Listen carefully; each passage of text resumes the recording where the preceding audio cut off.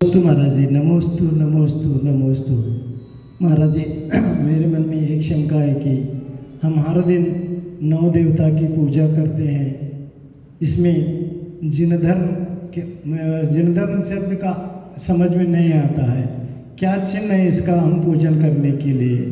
और लास्ट 9वां देवता है जिन चैतालय में अगर हम यक्षिणी रख गया तो क्या इस चैतालय जिन 9 देवता तो कोटि में आ सकता है, क्या दोष लगता है, ये समाधान करना चाहिए। नमोस्तु महाराज जी, नमोस्तु नमोस्तु। ओम नमः शिवेभ्यः। कंजूस। ओम नमः सिद्धेभ्यः। ओम नमः सिद्धेभ्यः। बोलिए अहिंसा परमो धर्म की, देवादेशी शांतिनाथ भगवान की, आज श्री गुरुदेव श्री विद्यासागर जी महाराज की जय, आचार्य समय सागर जी महाराज की जय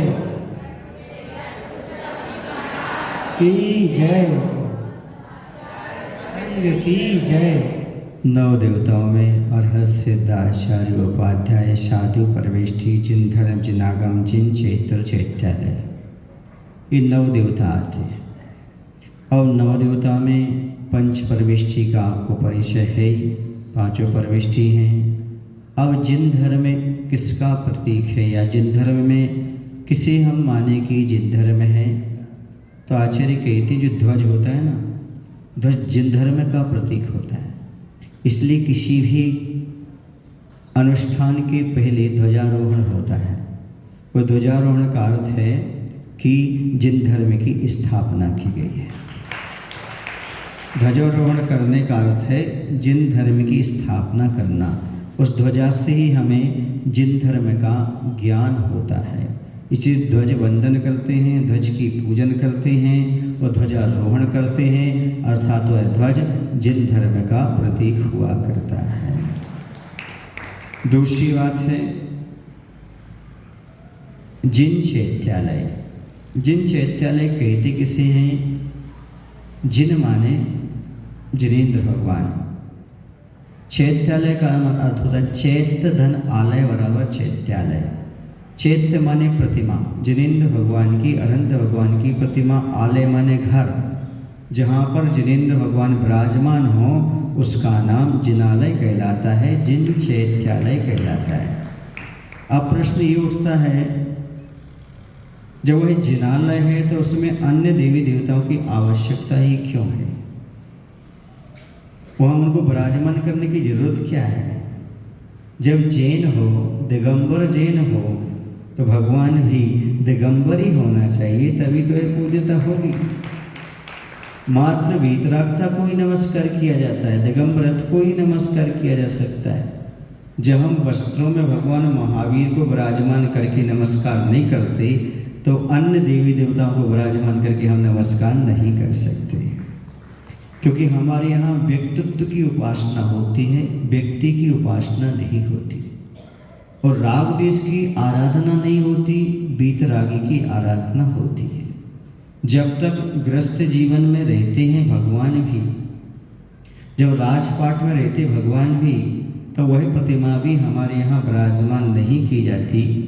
जब दिगंबर मुद्रा को धारण करके अरहंत और शुद्ध परमेष्टि बन जाते हैं, तो उनकी प्रतिमा विराजमान की जाती है, और उसी को हम चैत्यालय कह सकते हैं, उसी को हम जिनालय कह सकते हैं।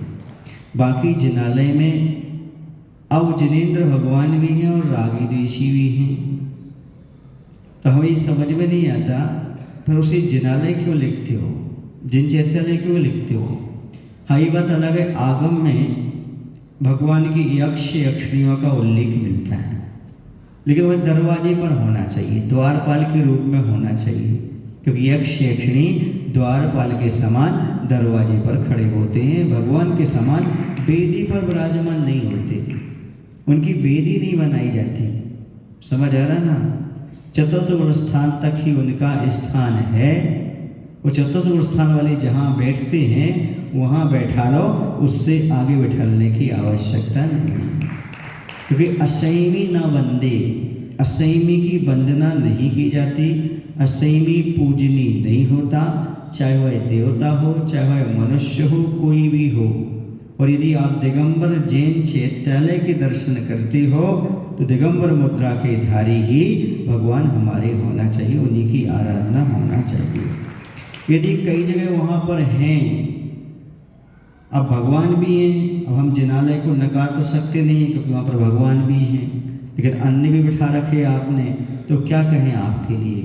आपके लिए हम सम्यक मिथ्या दृष्टि कह सकते हैं। वीतरागी भगवान को ही पूज रहे हो और सरागी पूज रहे हो, सम्यक दृष्टि तो हम आपको भी नहीं कह सकते। जो व्यक्ति इस प्रकार के कार्य कर रहे हैं उन्हें सम्यक दृष्टि नहीं कहा जा सकता। और सम्यक दृष्टि ही जिन चैत्यालय का निर्माण करने वाला होता है, वो जिन चैत्यालय में अपनी भक्ति आराधना करता है। इसलिए वीतरागता के अलावा और किसी की उपासना को जैन दर्शन में स्थान नहीं है।